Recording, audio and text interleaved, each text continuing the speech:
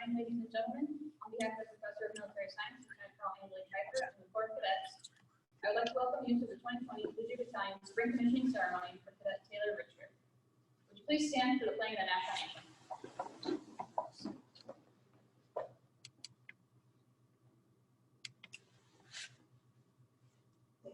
Can you see by the dawn's early light what so fondly we heard at the twilight's last gleaming, whose broad stripes and bright stars through the perilous fight o'er the ramparts we watched, who so gallantly streaming, and the rocket's red glare those bursting in air gave proof through the night that our flag was still there.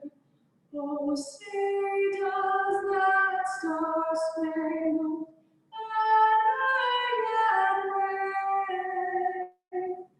for the land of the free and the home of the brave.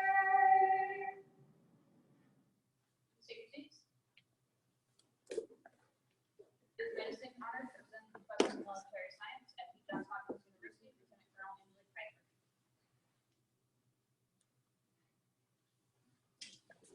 Morning, family and friends that were able to make it out here today, and for any of those that are able to watch this virtually, thank you for attending the commissioning ceremony for Cadet Taylor Richter.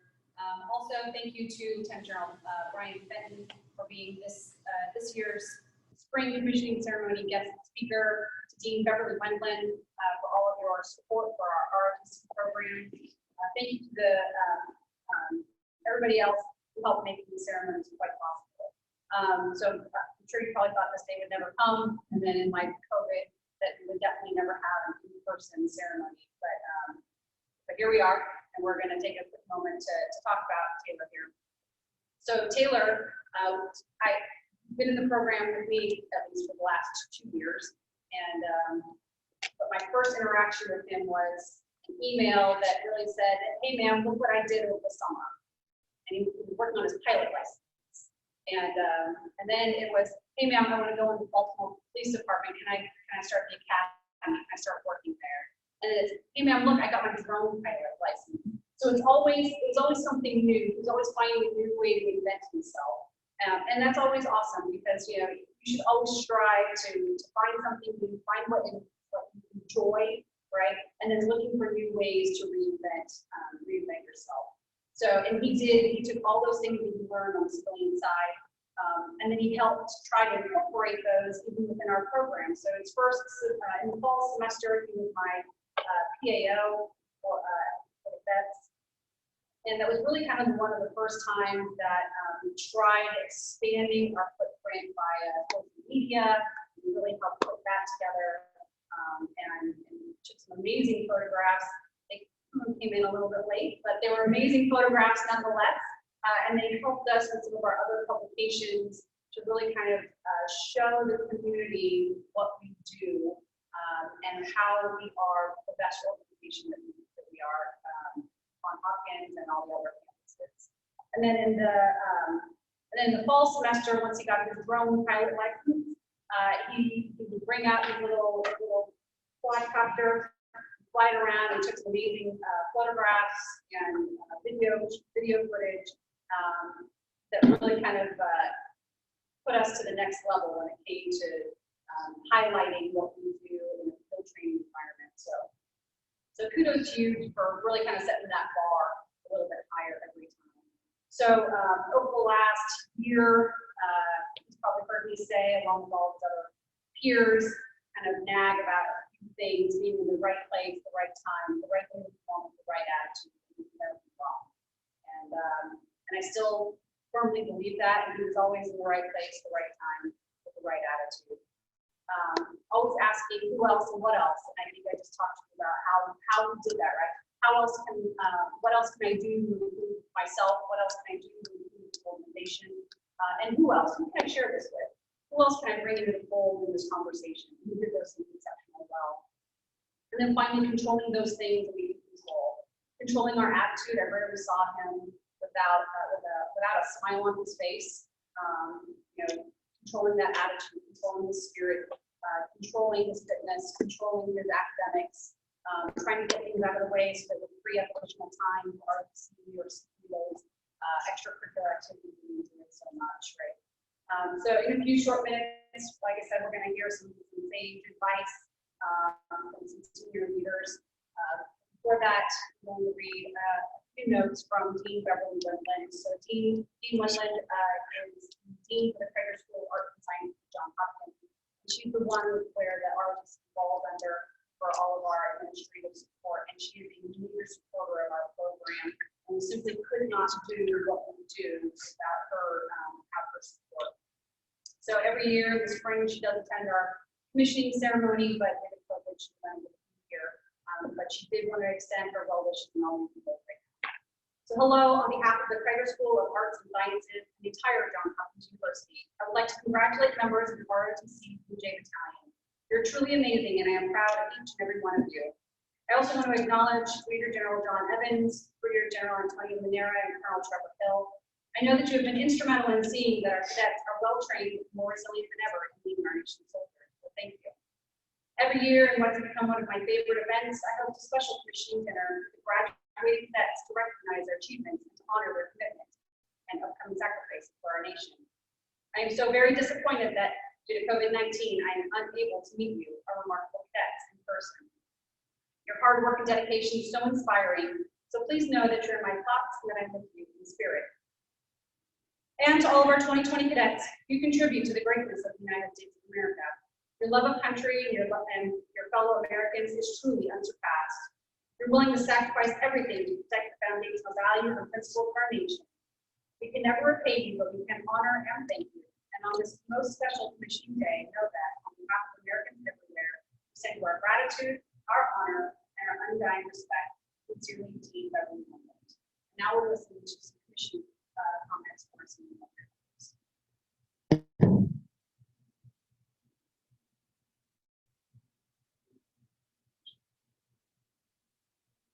Congratulations on your upcoming graduation.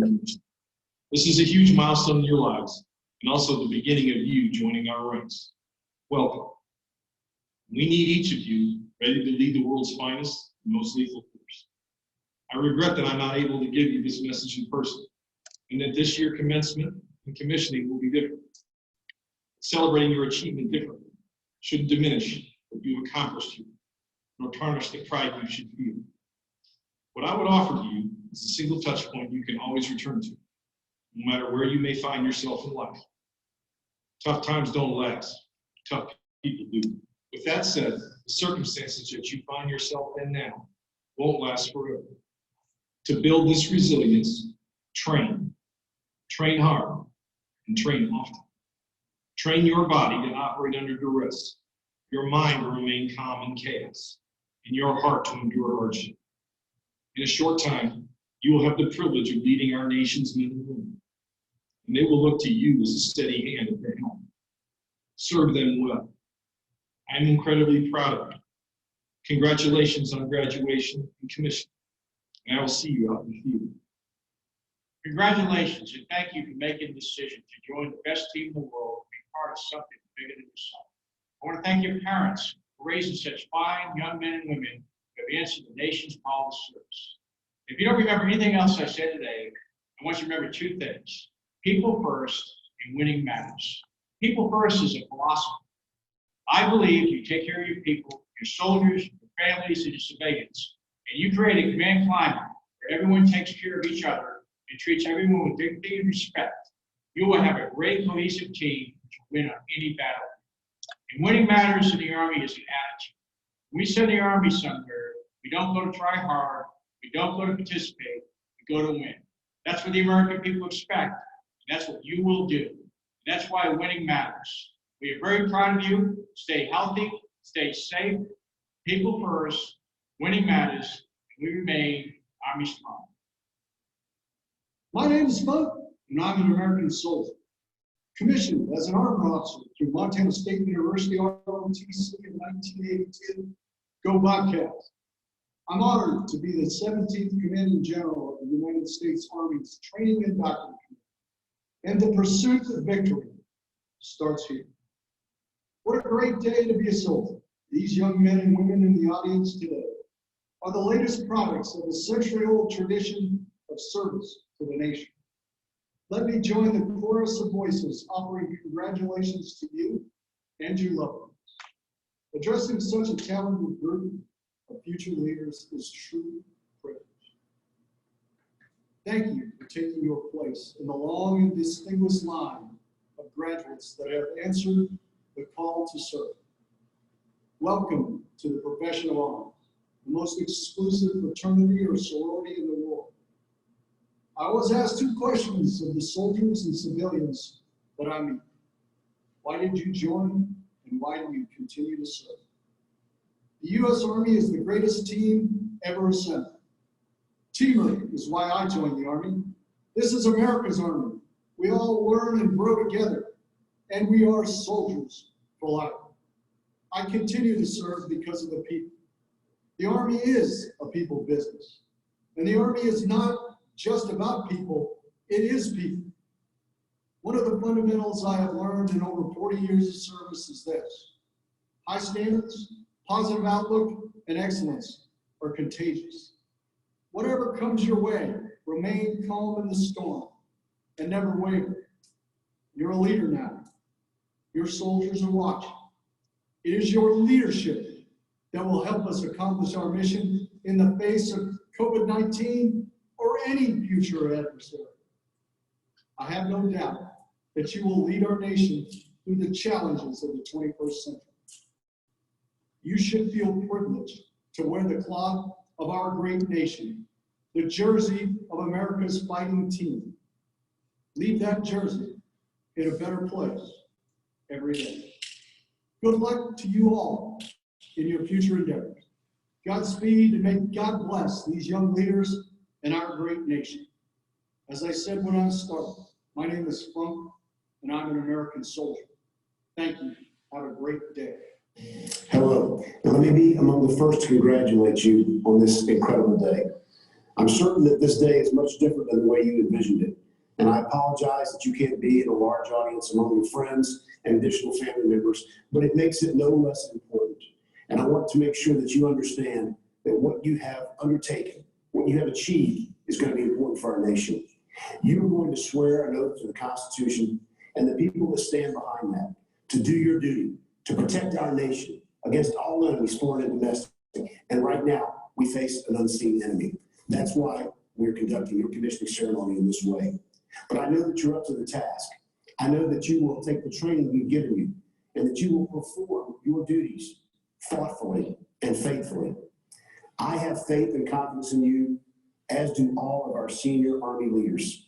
And on this day, I want to congratulate you for doing what only 1 out of every 1,000 people in our country ever does: standing up and taking the oath of office to become an officer in the United States military. Congratulations, United States Army, Second Lieutenant.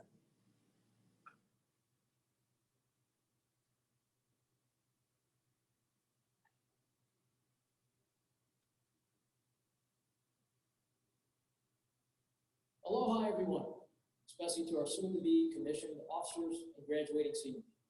I'm Lieutenant General Brian Fenton, and I'm very honored to be a part of this commission of these 18 outstanding men and women today.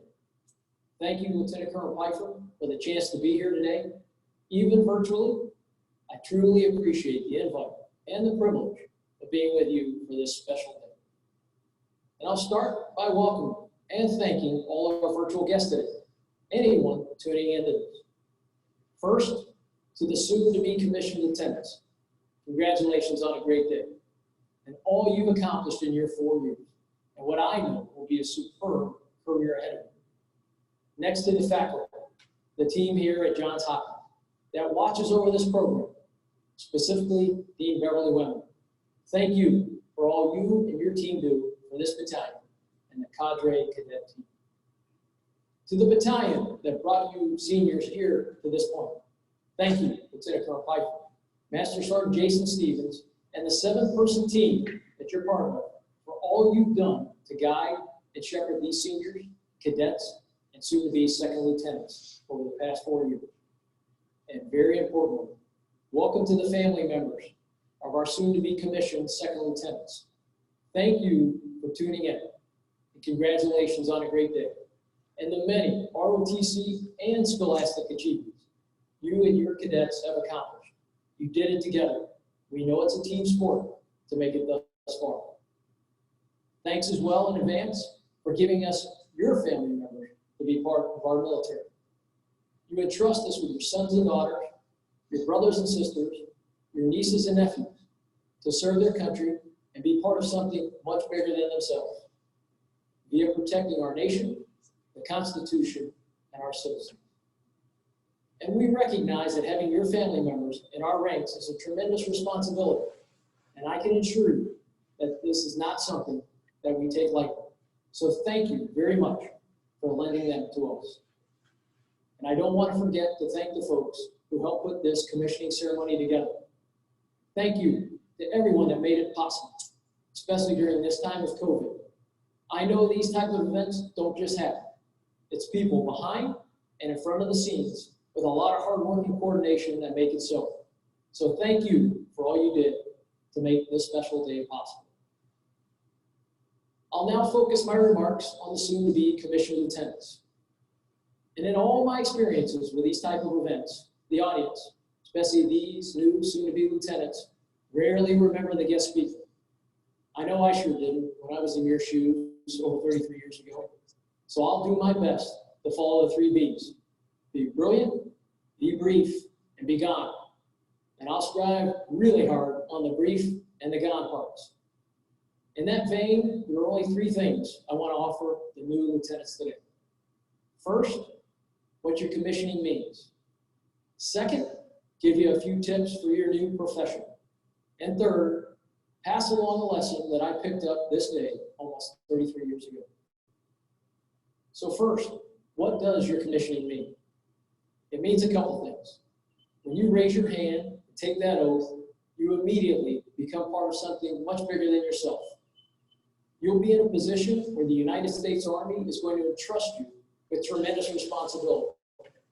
Supporting and defending the Constitution of the United States, being responsible for millions of dollars of equipment, ensuring our men and women are trained correctly, and most importantly, watching over and leading our nation's greatest treasure, young men and women just like yourself.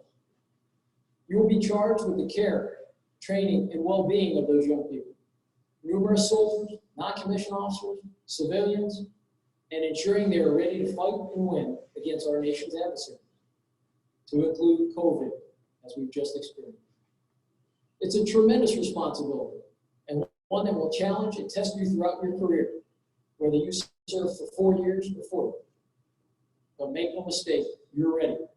Your training thus far here at Johns Hopkins, and what you gained from your family upbringing has you well prepared for this test. So you are prepared. You are ready.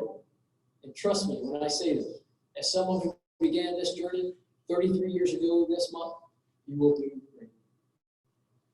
And to add something to that preparation, I want to cover my second point, sharing with you some tips for new lieutenants that came from a mentor of mine, General Tony Thomas, the former commander of U.S. Special Operations Command, and a longtime special operations professional and Army Ranger. Tip 1, ask. At your first meeting with your platoon or detachment sergeant or NCOIC, ask him or her what they expect of you. If they're good, and most of them are, and they're very good, they'll say something like, be our leader, make tough decisions. Don't try to be our friend or our buddy. We may eventually like you, but that's not the objective. And ensure we are prepared for our tasks. That's your job. And while they may never say it, you can bet that if you do this, they will strive to never, ever let you down. And while you may not be their friend or buddy, you will still be their lieutenant. And by doing this, you can absolutely be sure you will be their lieutenant. Tip number 2, take care. Care for your people, care for your troops, care for your platoon, whoever you lead. Your troops are our most precious resource. They are our decisive, competitive, and comparative advantages. And they are more important than any piece of hardware or equipment. They are our business. Advocate for them, help their families, and help each and every one of them reach their full potential. Because like you, they all came into this Army with hopes, dreams, and aspirations. So care for them, and they'll notice. And in return, they'll take care of you, their lieutenant. Tip 3, strain to listen and make your transmissions count. Remember, you have 2 ears and 1 mouth for a reason. Listen more than you talk. You'll learn more this way. Refer back to tip number 1. And thus really absorb what your platoon or your junior leaders are telling you. Seek input and diverse opinions. And when you do, and you do finally talk, show them that you've taken their input and factored it in. And in doing so, as well as being precise and clear with what you say, what you direct, or what you want, you will be their lieutenant. Last tip, number 4, be accountable and hold folks accountable. Take blame and responsibility, but pass the credit. Your troops will know the difference. It's key to selfless service. Make it your mission to make your subordinates more successful than they believe they can be. Relish in their success. Give them credit and take blame. At the same time, hold folks accountable. Hold them accountable to the standards. You can be tough, and you can still love your troops. Trust me, they know the difference. They know the difference between tough love and toxic leadership. Like a grizzled old football coach or sports coach, strike the right balance of love and leadership, and they'll notice, and you'll be their lieutenant. So those couple tips, and many more I could share with you, but won't based on time, will serve you well. And at this point, I'm reminded of a joke. A baseball pitcher was having a really hard time. He's getting hit all over the place. And the manager comes out to the mound and says, "Pitcher, give me the ball." Pitcher says, "But coach, I'm not tired." And the coach replies, "I know you are, but the outfielders behind you sure are." So you all are probably tired of hearing me talk, just like those outfielders. And as a result, I'll wrap this up and prepare to be gone with an important leadership lesson I got from a great mentor of mine, Coach Lou Holtz, former football coach at Notre Dame, among many schools. Coach had been a lieutenant in the Army prior to being a football coach, and he was very proud of that. In fact, he used to pride himself on his MBA, except he told us his was not a master's of business, but rather made by Army. And while working for him as a student assistant, he constantly reminded me that one of the keys to leadership was being a happy leader. He said it gave people energy. He said in a world where there were enough Donnie and Debbie Downers with way too much to do, that we needed folks that were just happy to lead others. He called happiness rocket fuel for an otherwise unhappy world. And so he used to ask us all the time, "Do you want to be happy?" And of course, we'd all say yes. Then he'd say something like this: "If you want to be happy for an hour, eat your favorite food. If you want to be happy for a day, play around at golf. Unless you're like me and you'd rather surf and be out in the water. If you want to be happy for a week, go on your favorite vacation. If you want to be happy for a month, buy a new car. If you want to be happy for a year, win the lottery." And at the end, if you were here today, I'm sure he would say, "But if you want to be happy for life, really happy for life, and a happy leader, then be a Johns Hopkins ROTC graduate, ready to get a commission and serve their nation." And on that note, I want to thank you all for giving me the opportunity to speak today. And I want to congratulate one more time the Army's newest lieutenants and your families. May God bless all of you, your families, our great military, and may God bless the United States of America, the land of the free and the home of the brave.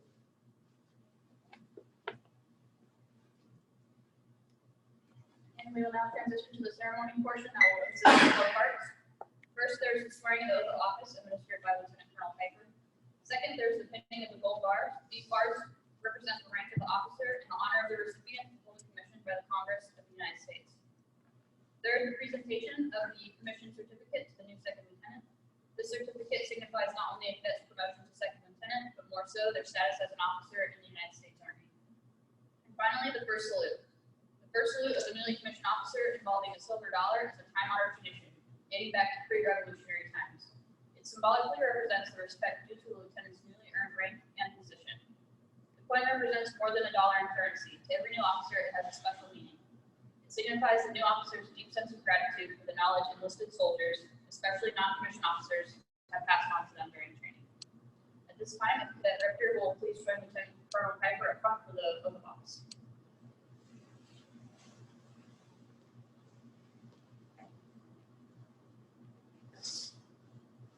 Raise your right hand and repeat after me. I state your full name. I, Taylor Richter, Having been appointed an officer having been appointed an officer in the Army of the United States, in the Army of the United States, in the rank of second lieutenant, in the rank of second lieutenant, do solemnly swear do solemnly swear that I will support and defend that I will support and defend the Constitution of the United States the Constitution of the United States against all enemies, against all enemies, foreign and domestic, foreign and domestic, that I will bear true faith that I will bear true faith and allegiance to the same, and allegiance to the same, that I take this obligation freely that I take this obligation freely without any mental reservation without any mental reservation or purpose of evasion, or purpose of evasion, and that I will well and faithfully and that I will well and faithfully discharge the duties discharge the duties of the office of the office upon which I am about to enter. upon which I am about to enter. So help me God. So help me God.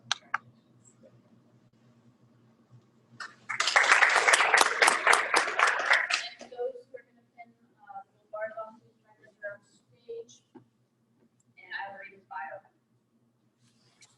Second Lieutenant Taylor Richter contracted into the Blue Jay Battalion in the fall of 2017 and will graduate from Johns Hopkins University with a Bachelor's of Arts in Public Health Studies. He has served as a Public Affairs Officer and team captain for the battalion's team in the 2019 Army 10 Miler in Washington, D.C. Lieutenant Richter will commission as a military police officer and will join the 52nd Military Police Company in Rockville, Maryland, before heading to Fort Leonard Wood, Missouri to attend his basic officer leader course.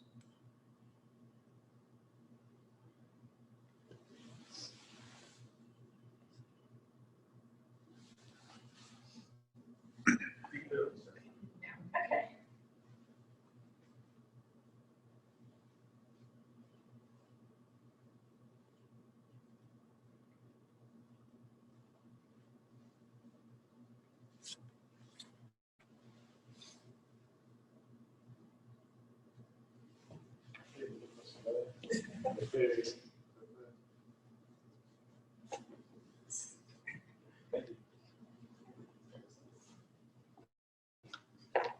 And Lieutenant Richter's first salute will be his platoon sergeant, Staff Sergeant Randall Linton.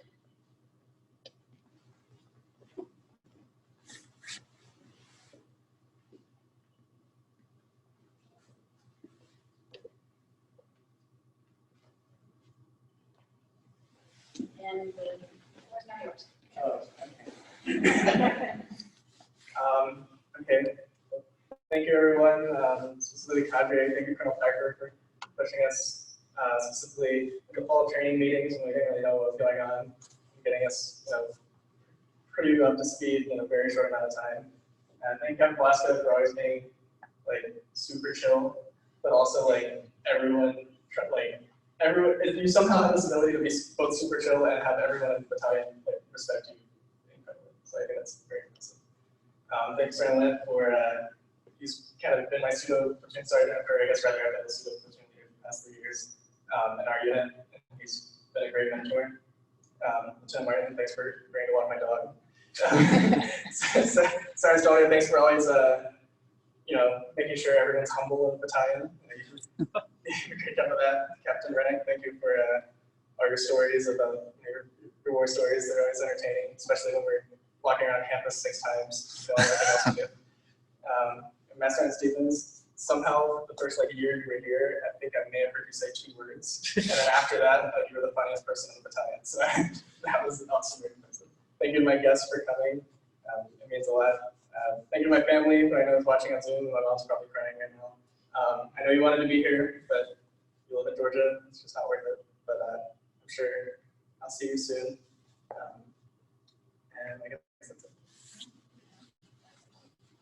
And if everyone could please stand, we'll be playing an Army song.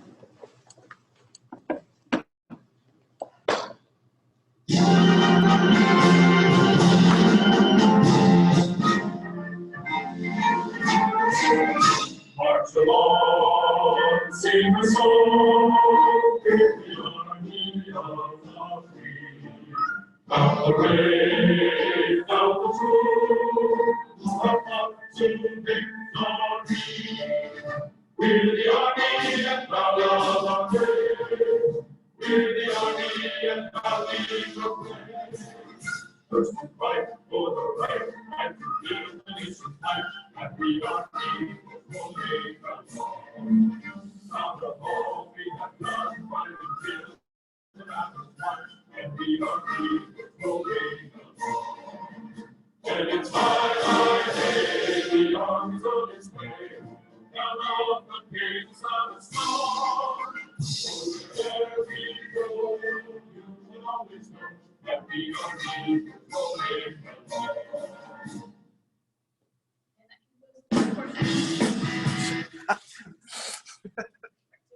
That concludes the formal portion of today's ceremony. Please rise back for a toast and some cupcakes.